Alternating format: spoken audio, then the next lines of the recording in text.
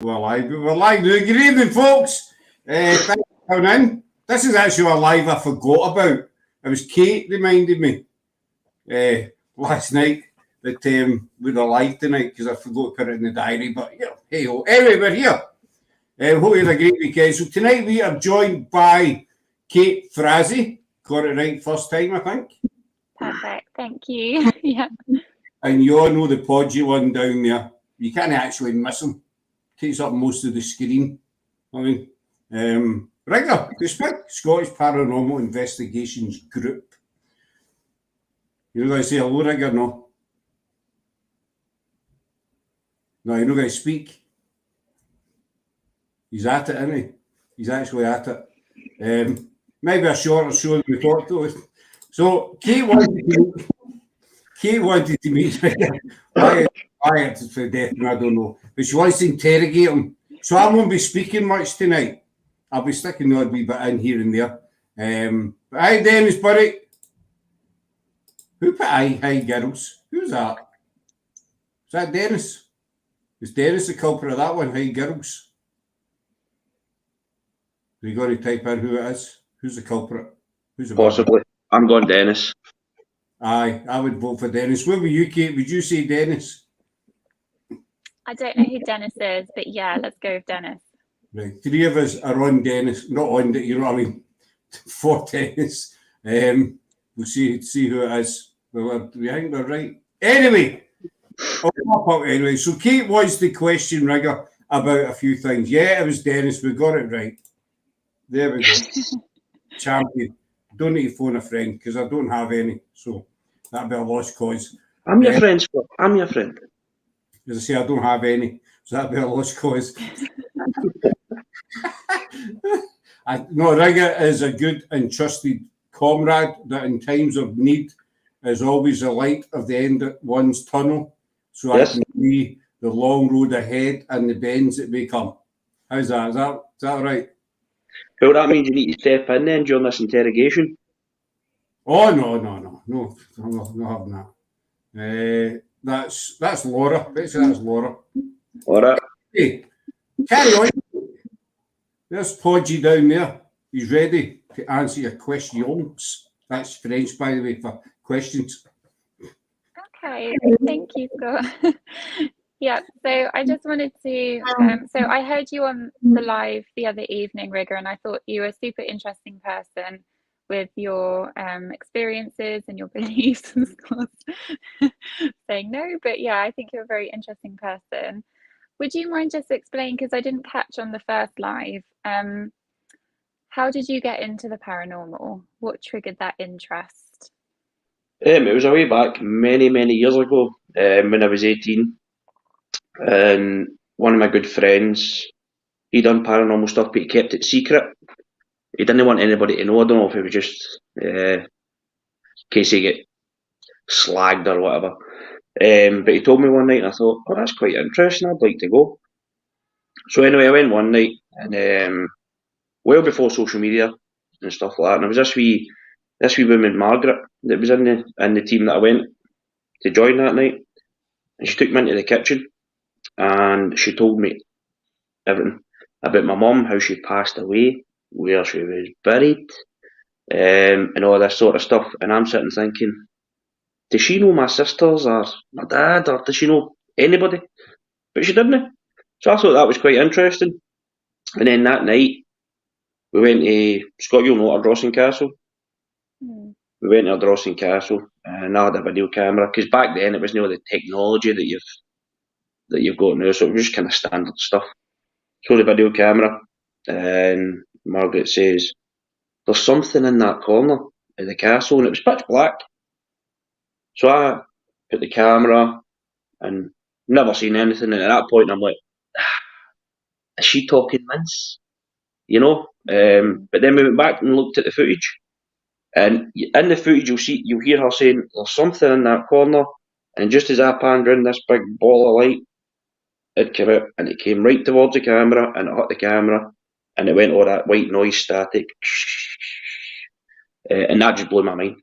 That is, and as well as what she told me about my mum and stuff like that, and she dug deep into it, and it's the first time I ever met her. So that got me interested. Then I Wow. joined the team. We were going out every Friday, I think it was. But just as I started getting older and stuff, and then getting other jobs and stuff like that, I was working on a rota, so I could be working the Friday night or whatever. I couldn't make it. So I was kind of dipping in and out the paranormal as the years were going. Whether that was being going myself somewhere or with some of my pals, but we're always interested.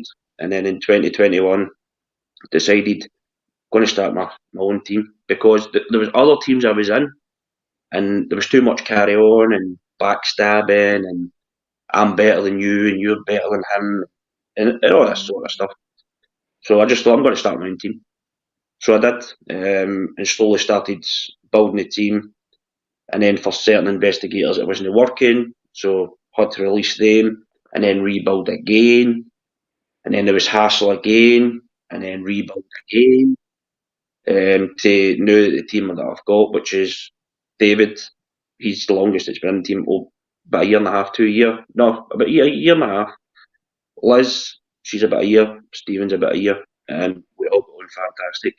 We've all got our own wee kind of quirks and stuff like that. David will deal with the EVP side of things. Liz, she's sensitive, so she's kind of working on opening up a bit more and stuff like that. In Scotland with himself, Stephen's relatively quiet, but when he's in the middle of an investigation, that's when he opens up and he's all dramatic about things and debunking things and stuff like that, which is always good. And then there's me that's just the dull ball of the team that just calls out this and that. But we all got on and we enjoy it. And the thing is, we've been to Dublin, we're going to Manchester to work with paranormal penny pinchers. We've got a team coming over from New Zealand. So it is building in the right direction, but you still get that stigma and all that comes with it as well. But we just carry on doing what we're doing and enjoy it. And if we go one night and get absolutely nothing, we'll say we get nothing.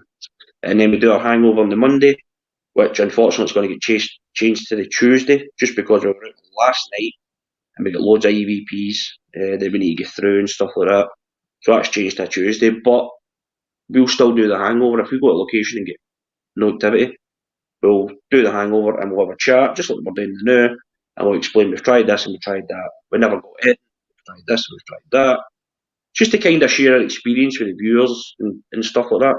But I'm rabbiting on, but that's how I go into the paranormal, and then it's led on to this.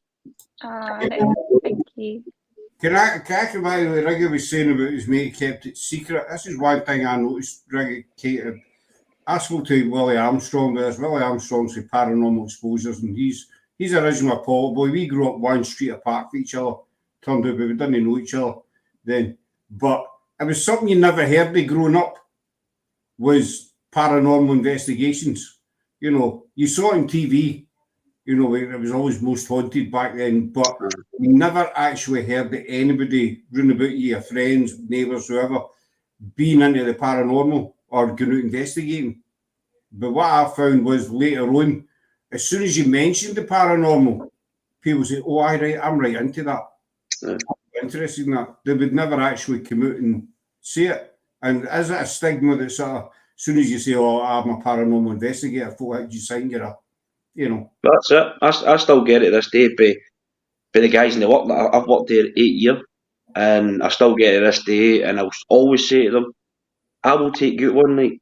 We'll go to a location that's safe and stuff like that, and they'll know there. But with my pal, when I was 18, he was dead, kept it to himself because he thought it was embarrassing and stuff like that. See, when I went a couple of maybe 3 Fridays, I loved it. I didn't care what anybody said. I enjoyed it. That was at 18, you know, the weekend's coming and you're 18-year-olds, you're away drinking, you're going to pubs and stuff like that. I was away out in the middle of a field when it was raining, trying to communicate with spirits, and I loved it. That's lovely. No, thank you so much, Rigga. There's so much that I want to ask you from what you've just said. Mm-hmm. I just want to say, first of all, I'm really sorry to hear about your mum. That's right. Absolutely devastating. And the second thing is, you said about the medium, and I'm guessing she was a medium because she knew about your mum and lots of personal things. I want to dive a bit deeper into that. What do you think mediums actually do? Because I've thought about this really, really hard. And I don't know if mediums are actually talking to those that have passed and spirits, or if they are just super, super sensitive at picking up our memories and reading sort of almost like brain waves, if you know what I mean. So they're kind of telepathically reading us. Does that make sense? Aye, in a sense. With mediums, I generally think, this day and age, and I always argue my case, and I think it's shocking how you can go and collaborate with teams or there's people on Facebook that claim they're mediums when they're not. And I just think that's disrespectful to people that's actually got that ability. Same as Liz in the team, she's sensitive. With a medium, I remember years ago, my dad and my sisters went to a medium, a show or whatever it was. And I can't remember who it was that was doing it. I can't remember who the medium was. But they said to my dad, "You need to go home. Something's happened to Raymond." Now, Raymond's my original name, right? Something's happened to Raymond. And at this point, I'm outside, I'm playing. Next minute, I see my dad coming up, and he's like, "Everything all right?" And I says, "Aye." He said, "The medium's telling me there's something wrong with you." But it wasn't me. My brother-in-law's called Raymond. And what actually happened was, he had the dog, and his dog started fighting another dog, so he's trying to split it up. But his dog has run into his leg and broke his leg. But the medium said, "You need to go up the road. There's something wrong with Raymond." But it was my brother-in-law he was talking about. So I thought that was quite interesting. But I think, as you were saying, I think mediums can, not to say all the time, like they're walking down the street and they see a spirit or something, like I don't know, wee John. Yeah, "Hi John, morning." Nothing like that. I think they need to open up. For example, you've got Liz, and she's tried to open up. I know she's sensitive and stuff like that. She'll pick up just visions of what she believes that possibly could be where we are at that time. And sometimes she's got it bang on. We've been to locations that myself and David say we know what's believed to be the spirit that haunts it and what they look like because we've done research or we've been told or we've been there or whatever. And Liz will pick up on that. And the thing with Liz, she'll say, "Don't tell me the location because Google opens so much doors." So we'll not tell her, but she'll pick up on that, like, just visually. But I think with mediums, I think they genuinely can have spirit coming and communicating with them and speaking and saying, "I want you to tell Rigga that it's his mum or it's his gran, it's his mum Jackie, and tell him this and that." And I think they can actually communicate properly, just like we're communicating. If that makes sense. Again, honestly, you'll need to tell me to shut up at some point because I just keep going on. No, I think that's some really, really good points. And especially when they have visions, as you said, there's a very fine line of coincidence and the detail that they go into about having these certain visions. And then it kind of begs the question, because they told you that's going to happen, is it then the consequence going forward? And as soon as that happens, you're like, "Oh yeah, I knew that was going to happen because they told me." Or it's just, I wish there was more research done into mediumship because there isn't. And I really want there to be. Aye. I also think that if there's mediums there, and I'm going to say, and this is without disrespect, I'll say mediums because I've been out with loads of people that claim to be mediums and stuff like that. And if there's two or more, they tend to feed off each other. So one will say, "Oh, there's a male spirit on the stairs. I can see him. I'm talking to him. His name's Henry." Anybody can say that. Then you'll get the second medium will come in and go, "Aye, I can see him as well. He's got short dark hair." And then the third medium will come in and say, "Aye, he's about 42. So they kind of start, just making this stuff up. And I don't know if that's just to make the investigation a bit more exciting and stuff like that. But I'm with so many that they're no mediums, they're nothing. And there's always a demonic entity and stuff like that. I just think it's disrespectful because, as I said, with Margaret, when very first time I ever went out, and it was Gordon that ran the team, and we went to his property, and Margaret took me into the kitchen, and she said, look, I can see that you're quite strong about the paranormal and stuff like that. I said, well, it's my first time. She said, no, what I mean is, you seem like you can open up, and I can see that your mum's here, Jackie, told me her age, how she passed, where she was buried, and I was like, and that's what kind of doesn't upset me, but just when people come in and say I'm medium and stuff like that, and they just kind of come up with day-to-day stuff that anybody could say, but the fact that Margaret went into like proper detail, and this is before social media and people, that's how long ago it is, and stuff like that. Like, this is years ago, and there is no way she would have known that. No. Yeah. I think mediums and the paranormal, again, no disrespect, like you're saying, it's one of these subjects that, as he says, anybody can put their hand up and say, I'm a medium. Mm-hmm. You know, I've got the gift, whatever. To me, they need, if somebody was to come up to me and say, I'm a medium, I would say, well, prove it. You know, tell me something, you know, if you can, about me, or about somebody that I know that nobody else would know. To me, if you're going to say it back up, as Rigga says, there's that many, and I've seen it, Rigga's seen it, and I think it's probably the same videos as I'm talking about. They feed off each other, they give each other wee bits of information, and they build up this big picture of this, you know, gentleman that's meant to be there. When really there's nobody there. They're just, you know, they're helping each other out, and information-wise, you know. You were saying, Kate, about, you know, what is a medium, what do they see? Some people call me a sensitive, but I don't bother. I don't call myself anything. But sometimes I'll pick up on stuff. No voices or anything, but I'll pick up on people standing beside me. And sometimes I can pick up through photographs. Just one quick one is it's Ghost Ramblers for Wales. Natalie, who runs it, we've had her on the show a few times. She's right in photography. One day she put a post up of this old abandoned house, and there was a second floor window, and I put a comment in saying, can you see the woman standing in the window on the second floor looking down? And she looks very Downtown Abbey, very serious looking face, pointed nose, staring back. She went, you couldn't see her, but I just had this image in my head. Natalie mailed me and says, oh my God, I had a medium with me, and she told me the exact same thing before you commented. So I think sometimes you just get images in your head, if that's making sense, you know, and as we see in a mental picture. Definitely. Sorry, Scott, on you go. No, I said mediums, anybody can claim to be a medium, but if you're going to claim it, then back it up. That's just my... When I first started, I feel as if I'm having a go, but again, when I first started with SPIG, maybe about 6 months in there, we were out with a team. I don't think no longer exists, this team. And the woman in the team was claiming she was medium, she was right up there, you know. And I thought, right, I'm going to test it. So what I done was, I says to her at the start, which I always says, I don't really pick up now. If it Mizo maybe water, and I don't know if that's just the excitement or that, or Scott, you've seen it yourself, I'll say what's happening, I'll say, oh, Mizo going to water. I don't know why they've always done it. But I'm not one to say, oh, I'm picking up this and picking up that.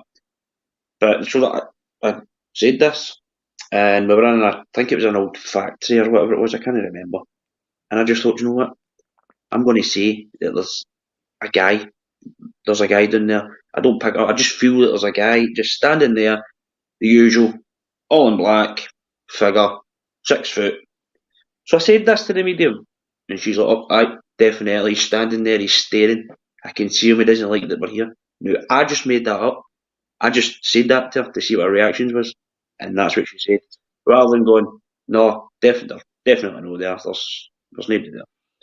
You know what I mean? She agreed with me and said, oh, I can see him, he's standing there, he's not happy that we're here, we need to leave, he's the usual, he's aggressive, you know, all this sort of stuff, we need to get out of here. And I'm like myself, I just made that up, and that was the very last time. I actually think that we packed up, but 20 minutes later we just left. Because I just couldn't, I can't work with people like that. I just think it's disrespectful for the teams and the people in the teams, and the fact you take your time to find the proper location that suits everybody. Being in Scotland, it's bloody raining all the time. So you could be walking X amount of miles or whatever just to get your location, and you've got people there that just spout absolute crap. So I just think it's disrespectful. I agree. I think you have to be really careful to say that you're a medium. I think there's different levels of how well you can pick stuff up and how sensitive you are, as we were using that word. It would be so interesting to get those kind of elite mediums, the ones that are extremely accurate and have a lot of experience and, you know, have more sort of proof with their ability. I just really wish there was more research into it, because I still have that question in my mind. Are they talking to the dead, or are they just picking things up from the environment or from you? I'm not saying that it's just really hard for me to imagine that they're talking to the dead. Is it not just coming from you? Are you not carrying those memories? Are you not carrying those people? And it's almost like residual. Are they not just picking that up, even in buildings and stuff? But as you said, it might be there's maybe certain stages. You know, they say that anybody can open up in the right manners, but for that, if you work on it and stuff. So that is possible, but I think maybe not every medium, but I think maybe there's a few pick of the bunch that could maybe see the actual spirit, the actual person that they're speaking to. I do have another question related to that. What's your theory when you go to a foreign country and they don't speak the language, yet a medium can relay a message to you in your own language? What's your theory on that? Because they say when you die, language is universal, it doesn't matter. What do you think? That's a good question. The interrogation's starting. It's starting. That's a good question, that, aye. I think Ben's watching. Ben to be, I'll be honest with you, it's not something I've really thought about, really.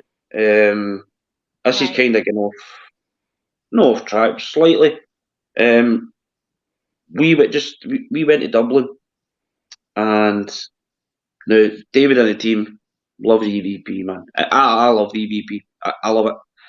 And we went to Ireland, and we get a strong Irish accent that came through this EVP, like proper Irish Dublin accent that came through, which is mind blowing because up here you'll get Scottish ones. But the fact that how it just changed to, I know it's off track a bit, but just about the accent, like how it changed to, we actually get an Irish accent, and it was clear as day, and it said, David, I'll try and do it in an Irish accent, right? It said, David, Raymond, my name is in the writing, say me name. Wow. That was in Leap Castle, and it was an Irish accent. So, we done a wee bit of deep diving and stuff, and it turned out there was a woman there, she was a bit of an artist and stuff like that, and she'd done paintings in the castle and stuff like that, and it's the fact that we get an EVP saying, Raymond, David, my name is in the writing, say my name. But it was just how it came through an Irish accent. I know that's off track a bit, but with your question, it's not something that I've really thought about. There has been locations we've been to, we've known it's maybe, there's a certain location that we go to, and apparently there was a famous German there, Hitler's right-hand man and stuff like that. And we've tried calling it in German, things like that, just tried this sort of stuff. We've had things coming through the necro. Again, I couldn't tell you a word of German, so it could have been it's came through, or whatever. We've had stuff coming through EVPs. Again, I couldn't tell you German, apart from, I don't even know, Guten Tag, I think that's German. Is that good morning? I don't know. But again, it's not something... Like good day. Guten Tag. Good day. It's not something that I've really thought about, to be honest, but it's a good question. It's maybe something I maybe look into.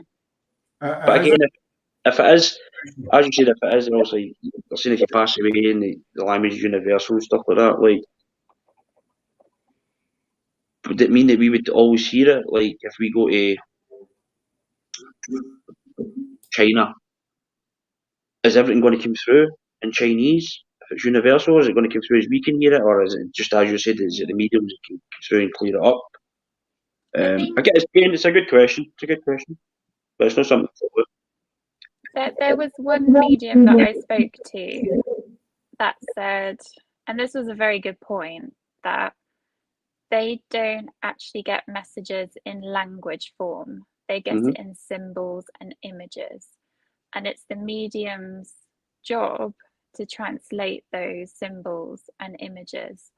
And it takes a very, very, very long time to be able to be proficient in that, because it is hard. And I did find some truth in that, right? Because that would make sense, because it means that you could communicate with any spirit, whether that be animal, human, whatever, that you get thrown these pictures and images.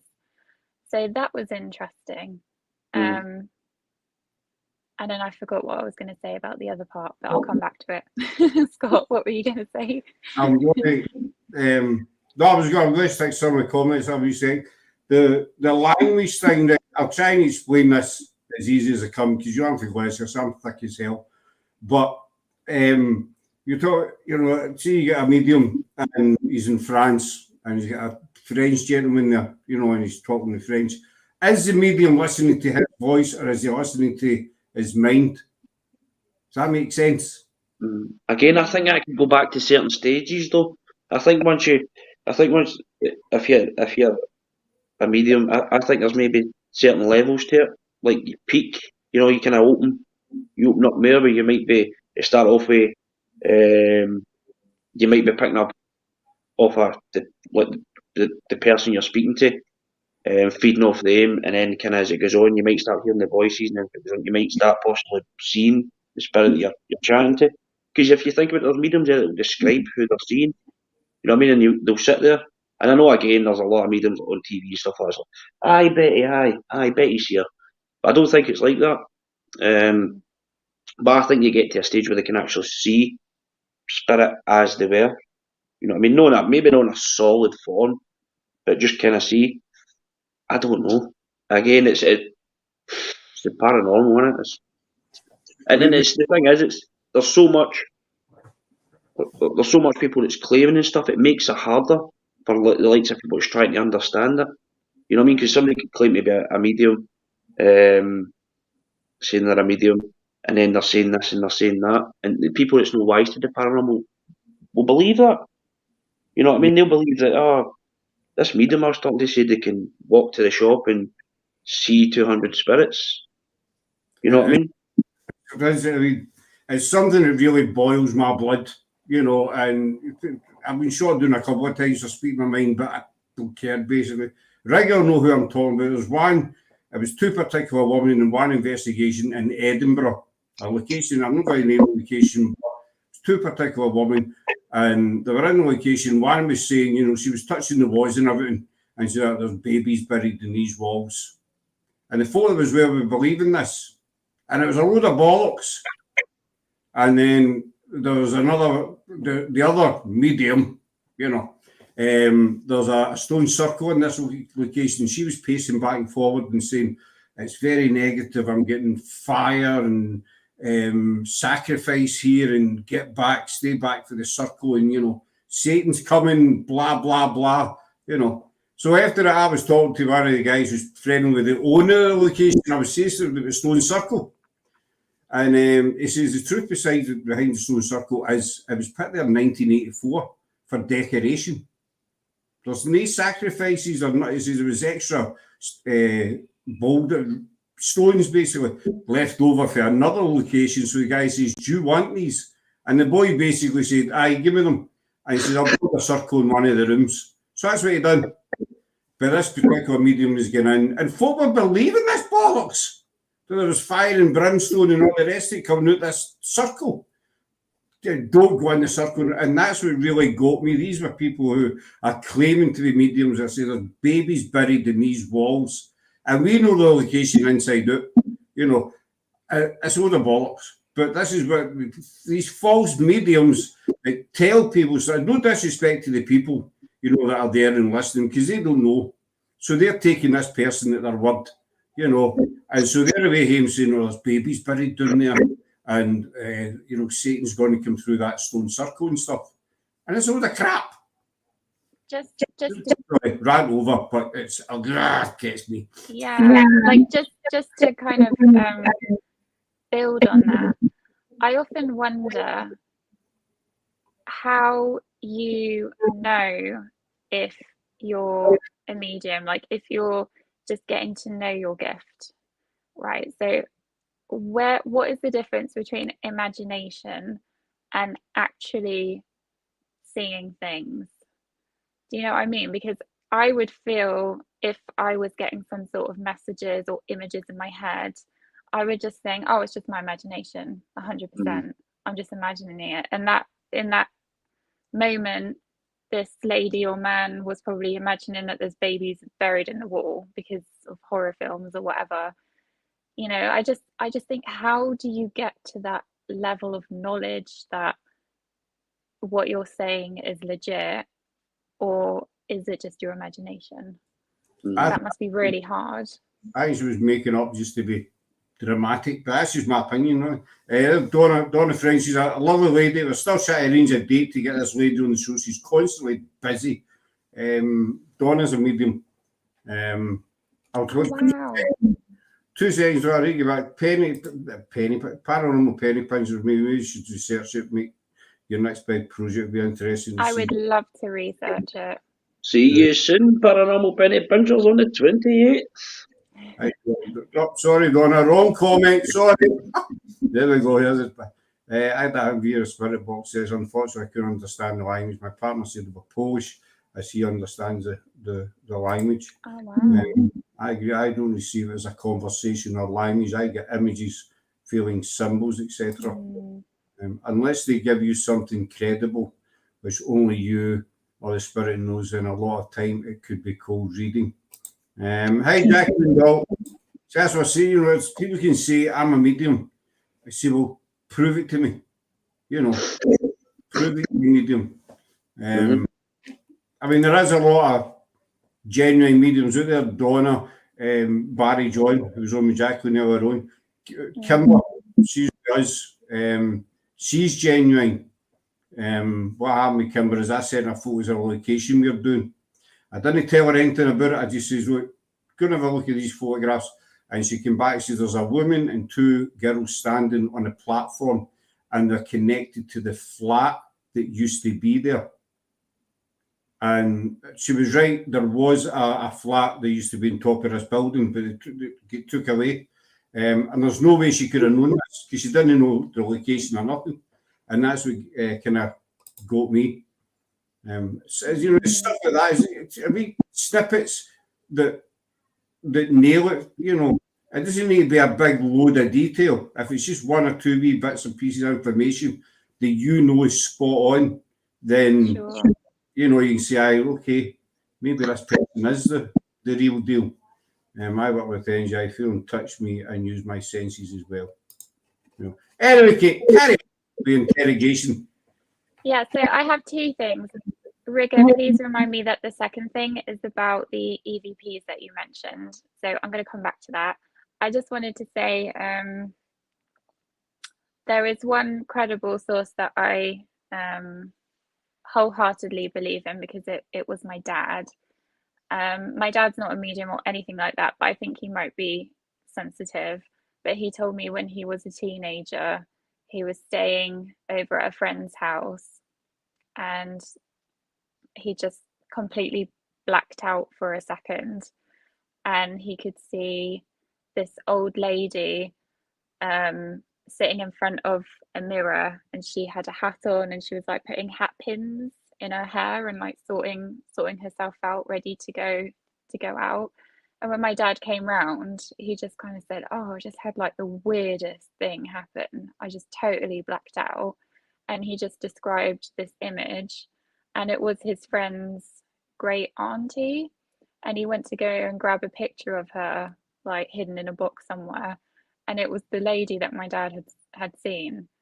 So it's almost like it does come through. But was that residual? He thinks that was residual. He was just kind of hitting into that energy that was left in the house. But yeah, that's super interesting. So I sound like a complete skeptic, but there are things that I believe are unexplainable and happen. And I just have billions of questions about it. Yeah, basically. Okay, so EVPs. So I'm not sure. So loads of YouTubers play EVPs and they're like, oh, did you hear that? It said this, or it said that, it said this. And honestly, 99% of the time, I can't hear it. I don't know what it is. Like some people can really hear it and some people can't. And then I think, is it playing tricks on your brain? Because my daughter has a white noise machine. And sometimes when you're listening, you kind of think that you're hearing voices or you're hearing music or you're hearing chanting, but I know that that's my brain because it can't possibly be coming through the white noise.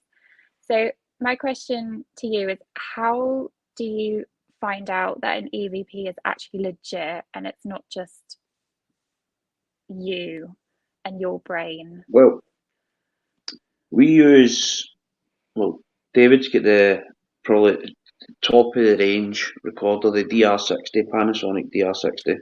So this is the one that was recalled because in Japan people said that they were hearing voices on it, right? And they're incredibly rare. They're like 3,000. I think they've been up to 4. Really? But my gosh. David guards this. Scott knows what David's like with this recorder. Yeah, I can believe it. They're so expensive. With the recording, now, what's interesting is now we really enjoy this. So I'll start off. We really enjoy this because we'll go to a location that we've had some activity, and we kind of tend to do a couple of recordings first before we actually properly investigate. Just so that we can ask the questions like, are you willing to communicate with us tonight? The usual sort of stuff. There was a location we went to, and we get absolutely nothing. The odd wee kind of crackle. We then went to the SPIG location, which is our very own location that Big Handsome Scott there's been to. And the difference, now, I'm not even joking when I say, I'll send you some of these EVPs. I'll send you some of them. But we'll ask questions and we'll wait for the response. So we did an experiment called the Spirit's Eye. So obviously the blind spirit box have blindfolded earphones and whatnot. And we did a Spirit's Eye thing. We'll ask somebody in the live to give us a number. The person that's blindfolded doesn't know what the number is, doesn't know when the number's wrote, and we'll ask the spirit to say the number through the Necro app. So sometimes we'll do that through the EVP, and we've had the numbers coming through like clear. And bear in mind, David will clean it up. But at this location, we'll do a silent EVP as well, where we'll just leave it. David will say leaving the recorder. We'll maybe go and get 5-10 minutes fresh air, and we'll come back. And the stuff you get coming through this, like, it's unreal. Scott, you've heard it yourself at this location, and I can't explain it. We cannot explain it. I get the point if you're running an EVP and somebody moves, it can sound like that scuffle can sound like a voice coming through, and you're thinking that's something we can't make it, but there's something there. I get that, but when you're sitting absolute silent, or not even in the building at the time, and you're coming back to what sounds aggressive. Now, I always say to people that's maybe come out with a team, I always like to get people out involved. So I'll say to them if it's our first investigation, look, if we get stuff coming through the recorder and it sounds aggressive, it's not necessarily aggressive. It could just be the spirit's agitated and worked up, just trying to say that thing they're trying to say in the canny. So it's not always aggressive. But at this location, honestly, I'll need to send you some of them. Some of them are ridiculous.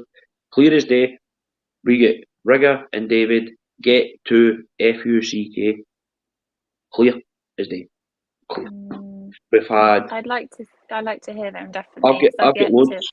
And the thing is as well, like we try different recorders and stuff, and you don't get anything. But when you put the DR60, when you put that on, because it's a really, really, really low frequency, the stuff that can pick up. We were out last night at the SPIG location, and we were running an EVP, just a silent EVP, and we listened back to it, and right at the end, you get this whistle that comes through, clear as a whistle, just a whistle came through, and we never heard it.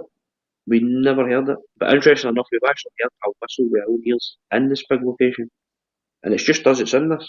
You know, you unlock it and you go in, and then you lock it, and that is us in for the night. But some of the Wow. recordings are ridiculous. Again, over at Dublin, with the recording we got with the Irish lady coming through, saying her name was in the writing, and it was in an Irish accent.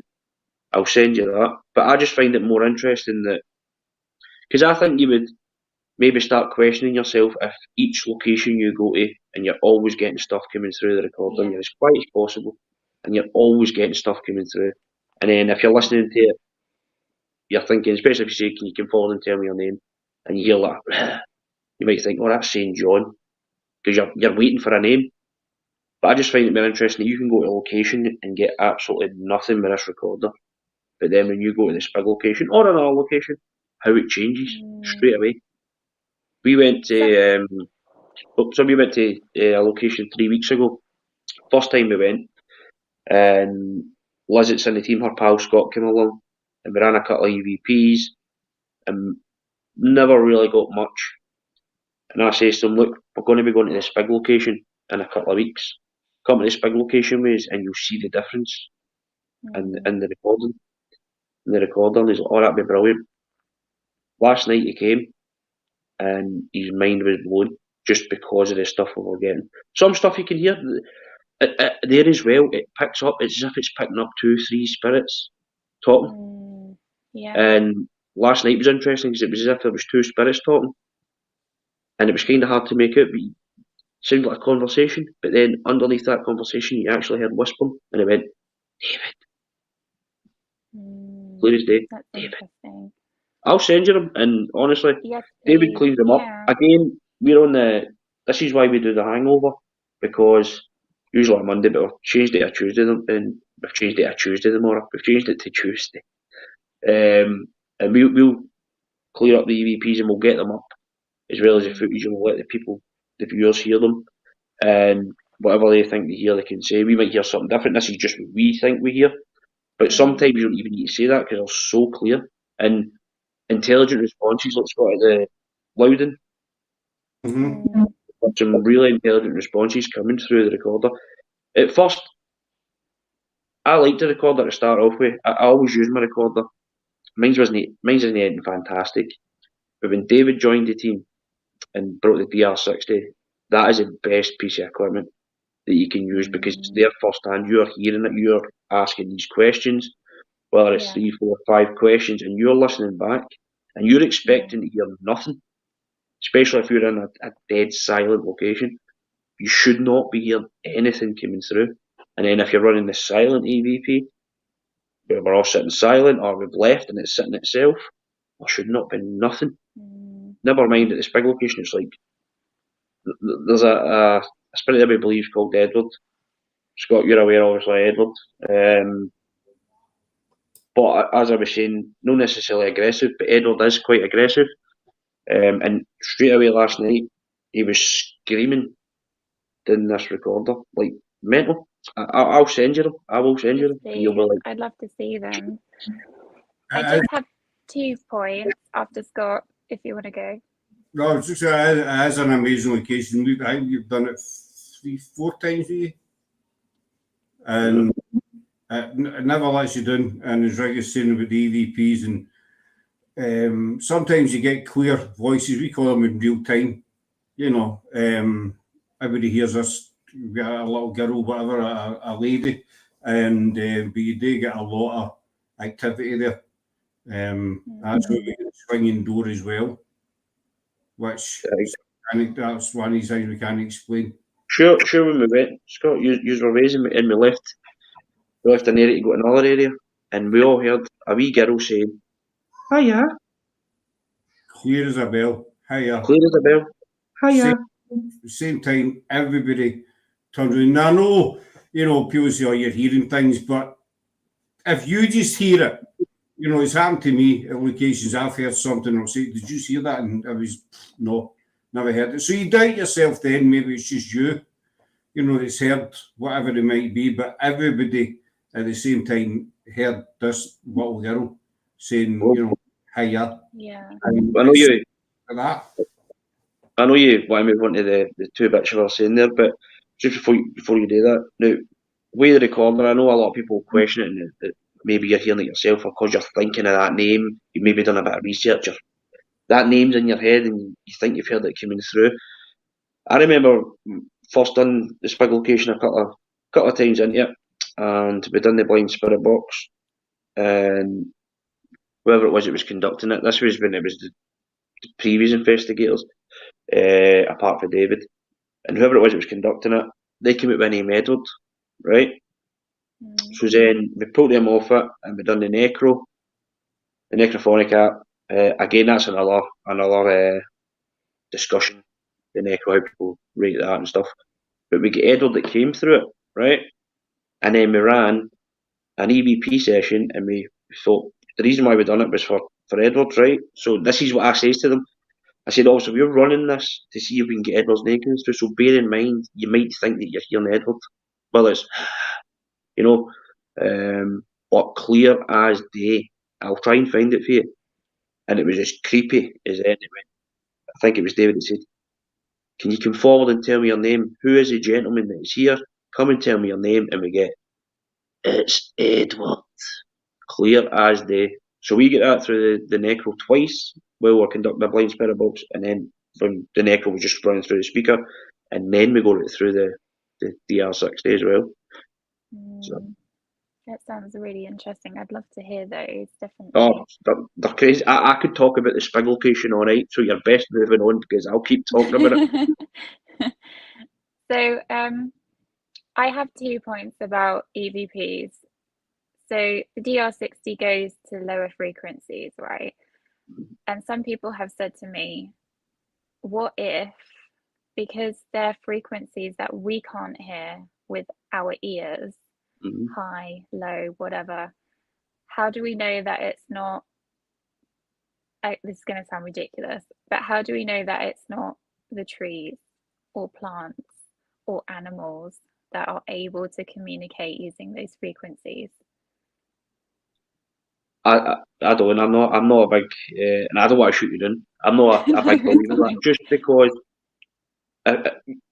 if you're in a location where there isn't, I know it's obviously there's animals and stuff everywhere or whatever, but if you're delved deep into a tunnel, I don't know.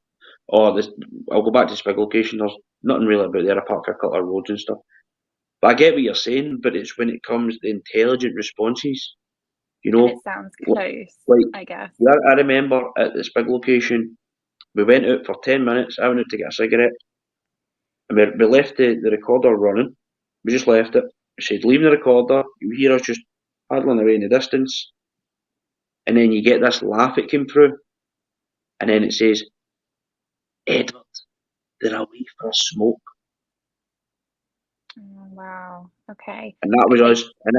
And I said to the team, do you want to go and we'll do a silent EVP? I'll go and get a smoke if you're coming to get a bit of fresh air, because it can be quite warm in there. And we'll go and get 10 minutes. We'll just leave that running. You hear us walking away, and then you get this laugh, and then you get, Edward, they're away for a smoke. Yeah, that's insane. I'll find that. So, again, is that the two spirits they're able to communicate? Yeah. But that's what we got. I'll find it. I've got loads I need to go through, but if you give me some time, I'll get the ones with SPIG and the other ones, and I'll send you them, and you can have your own opinion on it. But it's just when you get intelligent stuff like that, you know what I mean? What's the chance to get? Sure. And it was clear. It's clear. So theory number 2. So these are all just crazy theories, right? To debunk the EVPs. Theory number 2. What if it's aliens messing with us? Because they're intelligent. This is all a matrix, and they're just messing with us. It's possible. Again, there's so much in there. Like I believe there is, obviously, there's things in the universe, aliens and stuff like that, because it's just too big. We're just a wee speck of dust, you know, in our universe. And our universe a wee speck of dust in space. So I believe there is stuff, but I don't think they've got anything really to do with what we do. Like, you know, we'll go try and communicate with those who's passed and stuff like that. That's not to say if you go to a location that's in the middle of the Highlands up here, you know, you might get this alien that might interact or play up or whatever. I don't know. But I'm not, again, it's not one that I've really thought about. I think, I would say, I think sorry, Rigga. I've done it, started SPIG for 2 years, and the amount of stuff that we've got, and I'm not saying it, I'm not saying paranormal as well, paranormal. There's stuff that we just can't, we can't explain it. We try to debunk it and stuff like that. But I think within the 2 year, if I was to go in 2 years to try and find aliens or whatever, I don't think I would get anywhere near as much evidence or information than what I would with the spirit side of things. But again, it's not something I've really thought of. I'm just thinking IUP is just the fact that how intelligent we don't just go right, speak into this, and then we'll ask questions that we hopefully get the responses. Whether that's been like David will ask a good question as well. Liz, can you tell us who's on the throne? Because then we can kind of figure out, are they able to say who's in charge of this period, or when they were here? You know what I mean? And it's things like that. So we'll ask kind of these, but if you get their responses, it's absolutely mind-blowing.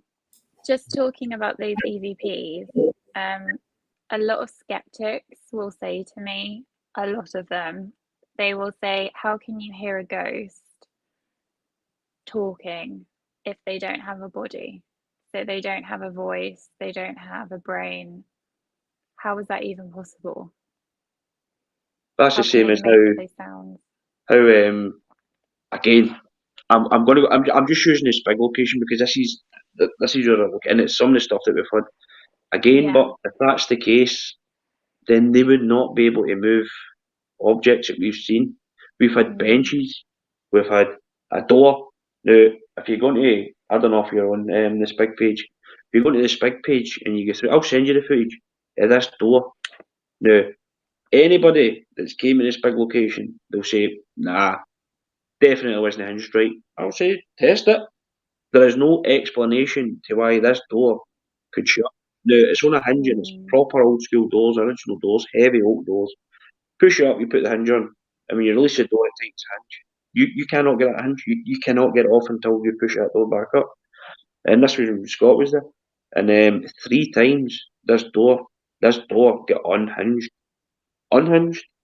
And we make a point, we'll go and I will put the hinge the slightest of bits on before we investigate. And this was, how long ago was that? About 6 months, 7 months ago? Aye, something like that. From then to now, we've been there easily 10 times since then. It's never done it. It's never ever done it. So that I can believe with like moving objects, moving heavy doors and that, because you have such a concentrated amount of energy. I think that would work, right? Because a spirit is essentially energy and therefore would be able to push that energy out and move things and make noises, perhaps move doors, all of that kind of stuff. I do struggle with voice. How does that work with the energy that they have? It's possibly just the same. Again, at this location, we've heard it. Twice we've heard this wee child, a wee girl. I'm just going by the voice. I'd say about 4-year-old, and we've heard her saying "Hiya," and then we've heard "Hi, I'm here," and then also I'll send you footage where it was just 4 years in this location, and you can hear it clear as day. I actually questioned. I think it was Dennis that came along for the first time, and I actually questioned him. I said, "Was that you that whistled?" Because I wasn't too sure. He's like, "Definitely wasn't me." See, when you listen back, you can hear a clear as day whistle. You can hear it. You don't even need to turn your phone up or whatever. You can hear this. But I'm not a big thing in that. I think what else? I think spirits. It could be depending on the activity that's happened that day. So whether it be in an abandoned location, if there's been young ones that go to this abandoned location, it's known to be haunted, and they have a carry on or drinking and stuff. I think I can definitely disturb the spirits. when you go to this location, you might not get anything through the EVP because the spirits are maybe just disturbed or their energy's gone and stuff like that, just pure activity during the day. So I think that can affect it. But I think if you go to a location that's known to be highly active and you go and the day's been fine and the spirit's been doing what they're doing or whatever, they've got that energy, I think that's when they can come through and they've got that ability to speak. They can at this location, there's no doubt that I wouldn't, when you were saying about the skeptics, there's no way they could speak. No, there definitely is 100%. 100%. Yeah. I see. I understand Kate's question, and it's it is a good question how they able to speak. But see, you see, Rigga, you've had men in EVP. I've heard them. It's happened to us as well. It's happened to us when we've been out together with voices. How they manage to do it, we don't know. But I mean, that night you and I, Rigga, went to Loudon-Kirk and you seen the shadow. Necrophonic and I asked straight after Rigga seen the shadow, was that you, Mr. James Dempster? Now we've learned that this gentleman likes his title. He does it. If you just say James, he'll probably not answer you, but if you say Mr. James Dempster, you get. And so I says, was that you, Mr. James Dempster? And it came through straight away, a strong male Scottish accent. Yes. And it's stuff like that, and I don't know, maybe spirits teach each other how to do it. Well, it could be that the way we are speaking now, it might not be that case. We're here, we're having a chat, right? It's simple, it's easy for us. We don't know what it's like on the other side, how hard it is. You know what I mean? You might need to work on it. We don't know, and nobody knows. Nobody knows. That's why I enjoy doing what I'm doing, because it doesn't matter how much you get to investigate a certain location or locations all over the world. You're still never going to get that full information. You know what I mean? Yeah, it's just fascinating. I'm chatting to you like this. You know what I mean? Is it possible spirits right now are chatting like this? We just can't hear them, or do they go right? I need to find a way to collect energy. You know what I mean? Did they use equipment to drain energy? We're just taking for granted that they do. We don't know. Same as me in Scotland. I think we were on Scott's podcast, and we'll get this equipment. It's all right. You'll get people. I've said it myself. We brought this equipment along. It's not going to harm you. How do we know? How do we know it's not going to harm them? Yeah. Same as the cat balls flash. We automatically take it granted. It means yes. So it's things like that. But no, it's fascinating. It really is. It's just visualizing what becomes of you after, when your energy does leave. What does it become? What is it capable of? What frequencies are emitted through it? It's definitely fascinating. I just want to ask you one last question before we finish, Rigga, and that is, what do you personally believe happens after we pass? I think it comes down to the person that you are yourself. I think if you're not to say that the reason I'm going to start with the reason I do the paranormal is I'm trying to collect as much information kind of for when my time's up, But it could be the fact that you go and that's it. If you're in a deep sleep and you wake up or whatever. I think it depends on the person that you are, but I also think the person that you are when you're living that's who you are on the other side. Whether it be that you can just wander here to there, or whether it be that residual or whatever, or you're stuck in that one location. I think I read something maybe about 2 years ago, and it was if you were murdered or whatever, you're stuck. You're stuck there. You know what I mean? And then I was digging deep in it as well, and it was like you're always out for revenge. But then I'm saying to myself, who knows this? Who actually who's wrote this? How do they know this? You know what I mean? But I think once you pass, there's a thing. What's it called? You release it. It's a drug. It's a drug, but it's in your system. I can't remember. DMT. I think it's called DMT. Now, every living person and whatnot's got DMT, and it's a hallucinogenic, and it is a drug, but everybody's got it in their system, and they believe. Well, this is what they say when you're passing, and then you're seeing things like the white light and the Yeah. staircase to heaven and stuff like that. That's actually DMT that's been released, and it's designed that it's supposed to be there because that's what gives you comfort when you're passing, Yeah. and you're hallucinating it. But then does that hallucination, does it become, you know what I mean? But again, I don't know. I just think as the years go, doing the paranormal, your perception can change of what you believe it could be like. You know what I mean? But then you ask yourself, yeah, I've been to some creepy places, right? Some creepy places. And spirits there have come into communication, contact or whatever.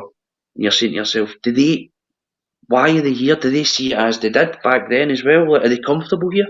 Because I wouldn't be comfortable there when I pass in this creepy location if I seen it the way it was. And then you're like, so why are they here? Like, if they're seeing it the way we are, that's the kind of question we will ask as well. Like, do you see it as we see it, or do you see it as you did back then and stuff like that? But then you see yourself, if I was me, like, I wouldn't be here. And then your mind goes, right, but why are they here? Are they stuck here? How are they stuck? You know, what's happened? And then you kind of get into deep questions, and your mind just keeps going and going. But to be honest, I think the DMT thing, if you look at it and do a wee bit of research on the DMT side of things, we've all got it, and it releases as you're passing, whether it's at home in your bed comfortably or whatever. It releases and it gives that hallucinogenic, and they say it's designed or it's there for whatever it was they say is for that purpose. It's like and then nature they were saying whatever your hallucinogenics that you're having, whether it be you're in a field on a unicorn, I don't know. They were saying that possibly could be where you would be when you've moved there. Mm-hmm.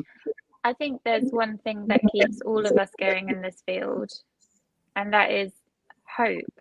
We all hope that there is something, and that's what keeps us going and keeps us investigating and keeps us questioning. I think that's so powerful in this community because nobody's wrong, nobody's an expert, nobody knows. It's just that hope that there is. It's that hope. There will be. For the 2 years I've done it since I've been 18. Again, it's not been constant, you know what I mean. But for the 2 years that SPIG's been running, and I would say this to anybody, I'm one of the biggest skeptics out there. When it comes to watching people or whatever, I'm one of the biggest skeptics. I always try and debunk which is the thing to do and stuff like that. But I'll legit say for the 2 years that I've done this and with the team that we've got, there is definitely, whether it be, it's not to say that when everybody passes the capabilities to communicate with the living, but there's definitely, when you pass, certain people pass, you're able to communicate with the living, 100%. Just I'll go to these comments. I got a question for you. We just come back to these. We're both saying I'll start these comments up first. But one's already up. To Laura, a couple of just go back to the EVPs. Did a quick EVP session. And we heard the words hello and the name Sarah. We were the only ones here. Kate Caldwell was a location we did. Rigga's done it as well, but we did it about 2 years ago, some of that our space of 2 months, and we got a lot of activity and intelligent responses there. But when I come back to that, just have to put this one up. I think this is Laura as well. I can sense animals, and what I can see with regards to animals is they don't talk as such. They come to me as a vision of that animal and a feeling of how they are feeling and pictures of what they are trying to portray. I've got a question for the both of you. I'm going to stick up in a wee second, but what Rigga was saying about why spirits are there, I've asked this question before. I know. Are we, when you go to take Caldwell, for instance, for example, are we visiting them or are they visiting us? Do you know what I mean? So when we walk into Caldwell, as you say, Rigga, are they seeing it as we see it, or do they look as if we've walked in their door and we're? See, I've asked these sort of questions as well. I think a lot of people, a lot of teams and stuff will kind of tend to ask the same questions, but I think you kind of dig deeper into like I'll ask questions like, "Have you still got the same senses?" You know what I mean? When you were living and stuff like that. I'll ask things like, "What was your silly things like what was your favourite meal?" Because all these wee things help, and it kind of gives you that idea that maybe they can see us as we are, or maybe they are the fact that they can see back then, and then you set equipment up as well, and some it goes. So you kind of set it in a hallway, like a busy hallway. Like we'll say Caldwell Scott down in the basement area. That was always used, busy. Equipment tends to go there, and is that because the Spirit see it back in the day and they're using that hallway all the time because they were working, and it's just mind-boggling and it's just fascinating. And each time you go, doesn't matter what location you go to, and every time you go, your mind just goes and goes, and then you just want to return or you want to go here and raise questions. I just love it. I enjoy it. Well, you do like you, but would you think, Kate? Do you think we visit them or they visit us? How do you think it works? I think we're visiting them because they haven't left, right? Yes, they've passed over, but they haven't left that environment. Maybe they're in visitation, so they can come and go as they please, but we're still in their space, we're still in their environment. That's how I would view it, my opinion. And that could be down to how sometimes you go to locations, and me, I've been to a location where there's maybe an aggressive spirit, and you're in their home. You know what I mean? We just see it as abandoned and derelict, but if they are seeing it as they did, we've basically just put right into their space. You know what I mean? Yeah. And then that's why do we get aggressive? You'd imagine anybody would like that. If somebody was to walk into your house and go, right, I want you to go and put the kettle on, you're like, who are you? Why are you in my house? You know what I mean? So it's possible that they see them, but that's questions that you ask as well, because it definitely helps. That's another reason I think when you go to these locations that you need to show respect in case you are walking in to their home. Yep. Yeah. Their territory, whatever you want to call it. You do need to show respect. Whereas we know all too well there's plenty of individuals, shall we say, out there that wouldn't know respect if it, fell on their backside, basically. I always think it's important to introduce yourself as well, and usually, anytime we're out, we'll always ask for a name, because it just feels right if you can get a name coming through and maybe clarify it, like with the SPIG location we've got Edward, so we'll say Edward, like instead of saying Spirit. I just think it's right to try and get that name and call them by their name rather than Spirit or whatever. But I never understood why people are not respectful. I've never understood that. You always have to be respectful. Definitely. It really annoys me. I mean, we can go and investigate and we can have a giggle and a laugh, let Spirit see that we're normal people. But I've watched a few investigations, and, one in particular, Rigga's heard that Rigga knows who I'm talking about, but the one of their team were using their dowsing rods and what have you, and they were saying, is so-and-so an a-hole, is such and such an a-hole, as such and such a CUNT, basically. And the language that was coming out this team member's mouth was just disgusting. And you're standing there asking the Spirit, do you think Derek's an a-hole? And you're sitting there watching this, and it gives everybody a bad name, and it's disrespectful to the Spirits, and it's just bang out the order. Bang out the order. A question for both, I don't know who put this question up, but I do apologise. It's took me some time to get to it. But what about other dimensions? I don't know who's put it up, but I do apologise. Oh my gosh. Yeah, that's I think we're going to have to do a whole other live about other dimensions, because that's a whole other thing. That was one of the other theories, that yes, there is this thinning of other dimensions. It could be, these EVPs, I might be wrong here, Dennis, so shoot me if I am. Dennis, just shoot him. I just shoot me. No, you can't shoot me because I've got a new house, a carport. Can't you shoot me? I thought you put me off what I was going to say, then, Mr. Glasgow man. EVPs.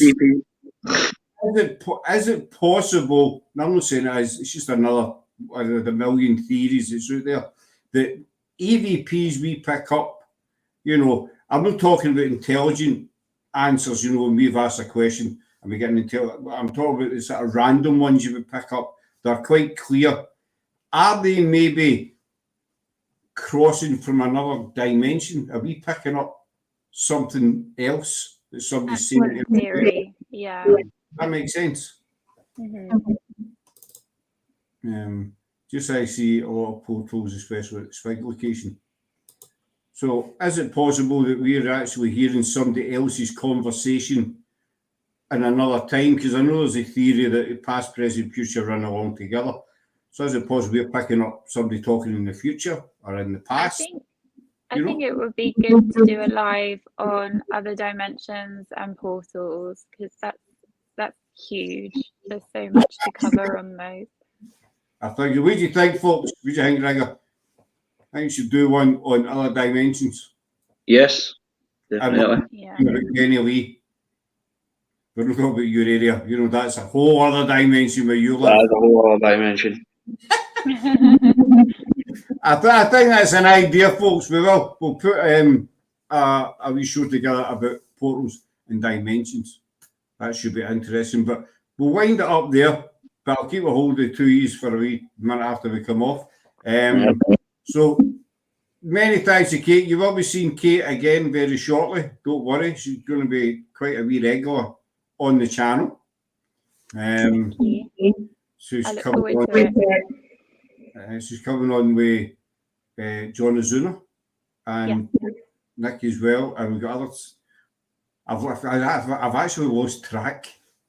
The Amityville as well. Amityville, that's a fellow. Rigga, well, you find him. I'm going nowhere. He's going nowhere. You're not getting rid of him. He's got one of these bad stains on your bed sheets. Yep.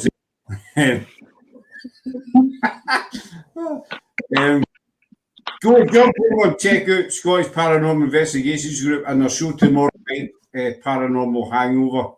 Tuesday. You tell them, no me, it's no my chat. You plug your own channel. I'm not doing it. This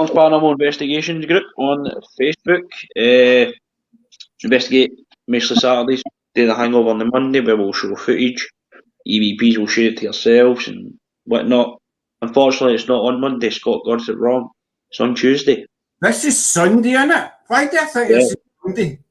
The reason it's on Tuesday is we get so many EVPs we need to run through as well. And then I haven't even had a minute to run through the footage and the lives and all that stuff. So we moved it to a Tuesday, but it's good because he gets to kind of see people, the sort of stuff we got to, and we also put up footage as debunking stuff as well, rather than just say, oh, it's paranormal. So, but last night we debunked it, just before we go, so we bought gimbals, and I was holding it and Steve was holding it. Now, just that can affect the EVPs, because there must be some sort of static that crosses past the two gimbals, depending how close you are, and the EVP picks it up, and it sounds like an old fax machine. So we're like, what's that noise? What is that? And it turns out it was a gimbal. So it will show us us debunking that as well, rather than saying, oh, it's there's a spirit with a fax machine, you know. Well, is that what a fax machine does? I don't know. It was making a noise, but it turned out that it was two gimbals. Me and Stephen were like 2 foot apart, and two of them were on. So it was obviously they must have been bouncing off each other, and the EVP's been picking that up. But it shows us debunking it. I always like to try and put some sort of footage in, us debunking stuff, so that way people can kind of see right, rather than saying that, you know what I mean, not everything may be paranormal then. There are teams where everything is paranormal, including people standing behind doors with windows in them with torches, and folks say it's a ghost, a spirit, you know, stuff like that. There was a top job on Amazon, I think, as well. I've never ever seen a spirit that needed a flashlight. Seriously, never ever seen one that needed a tops. But I was saying this is Monday, but it's Sunday. I should have known because the Grand Prix was on the day, and it's Sunday. So, you'll see Rigga Tuesday night on his channel. You might see him again on this channel. I'll need to have a think about it. Yeah. Have a good think. Thanks very much to Kate and to Rigga for coming on. And everybody in the chat, we're going to wind it up there. So we're on tomorrow night again with Rosie Carby and Mike Koval. I'm going to eventually. We're not with Mike. Mike's on. And hopefully we'll see you then, folks. But we'll say good night for now. All right. So, Good night. See you later. See you later.